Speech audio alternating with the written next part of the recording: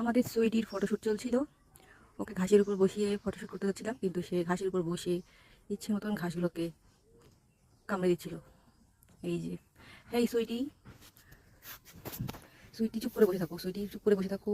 কিন্তু সুইটি সুইটির মতো কাজ করতেছে। সুইটি সুইটি বস, এই যে আসল মারতেছে। সুইটি রাগ উঠতেছে। সুইটিকে বলতেছি সুন্দর করে শ্যুট করো, সুইটি শ্যুট করবেই না বলছে। সুইটি হাই বলো। এই যে সে চলে যাবে এখন, সে তার মন মেজাজ খারাপ হয়ে গেছে। এই যাবার দাও সুইটি, এটা আমার মামাতো বোনের সুইটি।